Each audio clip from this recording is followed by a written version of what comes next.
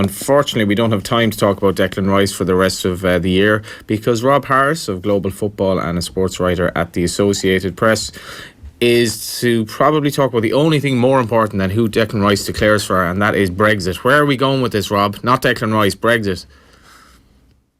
Well, I was at Saturday's game to see him actually score the goal. So you just want to talk about Declan Rice? Yeah, I was there too as well, Rob. I saw you across the press room at one stage.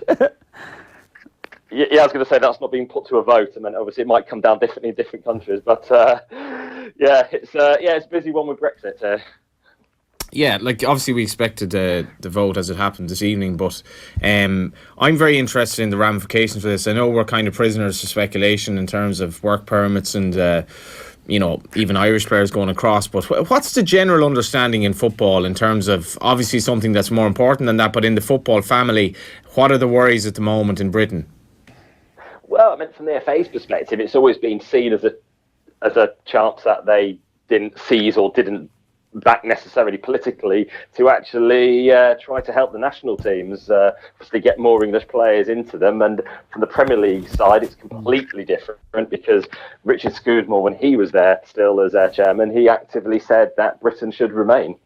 And obviously we expect what happened tonight, but if there were potentially a no-deal Brexit, and if this did go sort of gung-ho into it, what could this kind of bring English football back in terms of the massive globalisation steps it's made in recent years, such that I guess you've the voter who would have maybe represented what Neil Warnock said the other day, but then you've the reality of Cardiff City with their Malaysian backing and multitude of non-English players. Yeah, I mean, it was obviously quite noteworthy, Warnock speaking out so stridently and vociferously, and some, might say, and some would say, offensively on Brexit.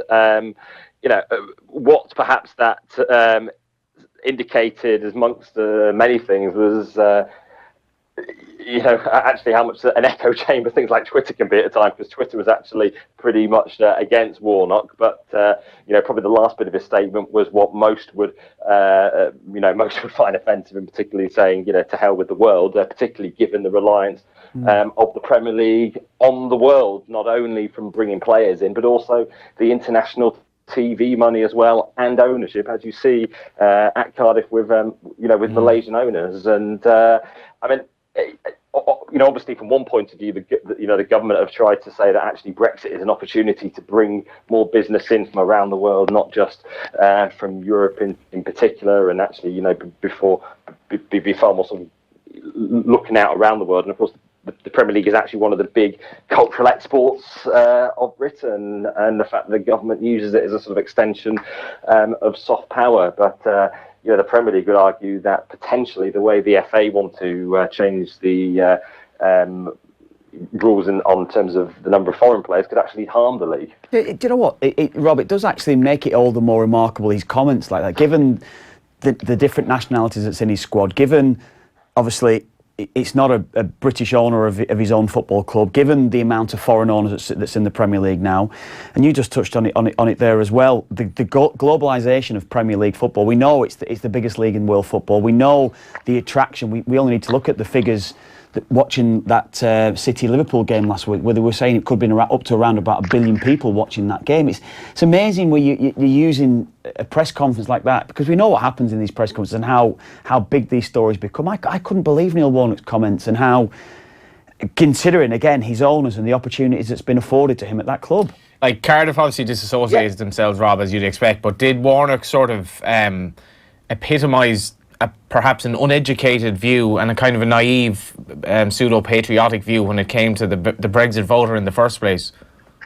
Yeah, I mean, the things that struck me most about it was the fact that it came obviously after a 0-0 draw. It didn't come after some crushing defeat when he was down in the dumps and was furious over a load of bad decisions. And it was actually in response to a question about whether Brexit would make it harder to sign players. And if you pull apart his statement, first of all, it's obviously a surprise any manager is speaking out so strongly on Brexit, but you've had Jurgen Klopp, who's actually spoken on the opposite side, which he can't understand why anyone would want to break off from Europe. So obviously it's quite welcome. We can't deny managers the chance to talk about politics. On the flip side, I remember being in France during Euro 2016, and Harry Kane was asked about Brexit, and he said he didn't really know anything, so he didn't care. But you had players from Germany and Italy who were actually,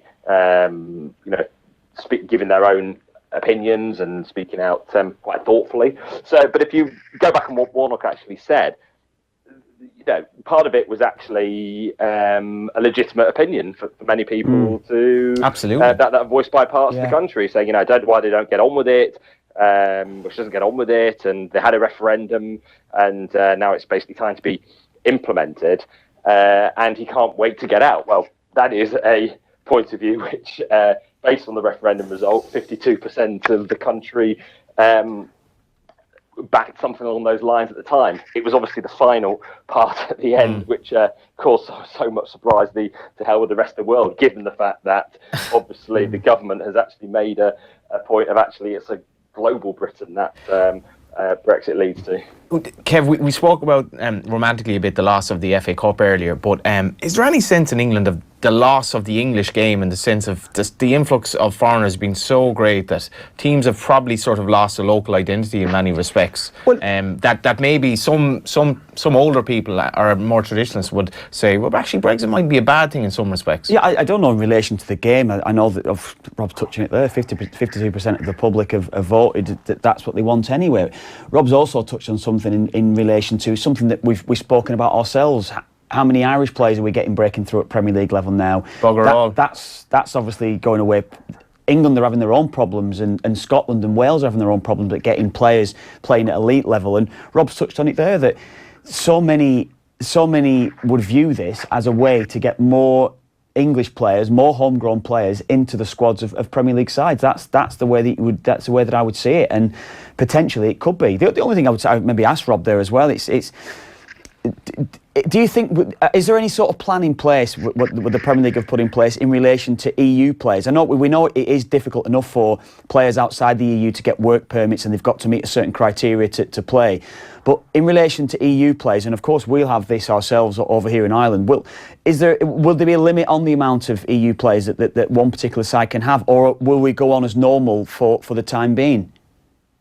No, well, as things stand, obviously there's free movement of players from Europe into Premier League clubs, and if you're from outside of the EU or EEA, because it includes Switzerland as well, you have to meet those requirements in terms of international appearances and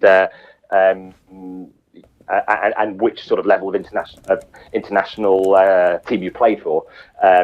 It was actually a few years ago that Greg Dyke got those rules strengthened to actually make it harder for players from outside Europe to come to play in England. Now, as things stand, the FA runs that visa system. So if there's any appeals in terms of against the visa decision, the FA has the final say. That's why the FA has said to the Premier League, look, we need to come up with a post-Brexit way of doing things. And they looked at the numbers of how many foreign players were in the Premier League. They divided it by They did the average divided by 20, and it basically worked out at 13 per team at the moment. So they said, well, let's lock it in and say each Premier League squad then can have 13 non-homegrown players, and that would allow them to sign any 13 non-homegrown players. So you could sign someone from the lowest ranked country in the world who's never even played for his national team, and you wouldn't need to meet those requirements. So the FA says, well, it gives you the freedom, if you adopt our rules, to sign any foreign player you want. But the Premier League don't want anything that disrupts the league. Obviously, they would like something that maintained the status quo. And I'm surprised it probably hasn't been voiced more often, the argument, the fact that, the Premier League is ultimately part of a European ecosystem. Teams qualify for the Champions League and the Europa League. So why not let English clubs be able to sign into the Premier League however many European players they want, because they're part of those same competitions, and try to maintain a status quo like that. But no, the FA are determined to use this as a chance to increase the number of foreign players. I mean, it was actually while in Dublin at the start of December for the Euro 2020 qualifying draw, that we discovered that it was about the previous weekend that the lowest ever number of homegrown players had been in Premier League teams, like less than 25%, and that was used while in Dublin as a chance for the FA, in particular Southgate, to advance just why they need more homegrown players. But Southgate himself is actually against the quota system, even though his bosses at the FA are actually trying to introduce it. Yeah, and in 2016, all 20 Premier League clubs voted against Brexit. But where do you ultimately see it going, Kev?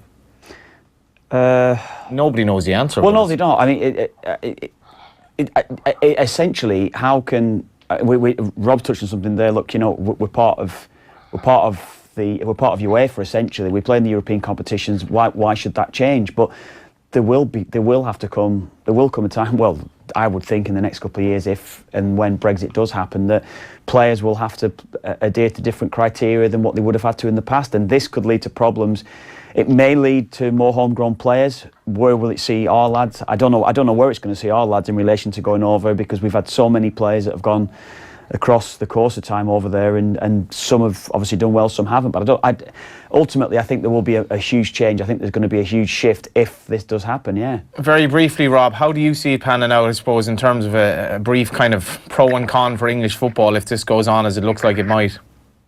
Yeah, I mean, from the previous point, it's going to be hard to maintain the free movement of European players, just because obviously one of the key points of Brexit to so many people who advocate that point is an end to free movement across Europe. So, I mean, it has gone quieter. I mean, Premier League are going through a leadership void at the moment with the exit of Scudamore and his replacement, Susanna Dinnish, then turning down the job she accepted. So, for the Premier League side, they're currently going through problems themselves. But I mean, ultimately, if the Premier League does not accept the FA's deal, the FA are pretty much insistent that, well, we currently control the visa system for foreign players. So every foreign signing potentially in coming up post Brexit would have to abide by those those visa requirements that are in place at the moment. But obviously, so much depends on, of course, whether Brexit is delayed and obviously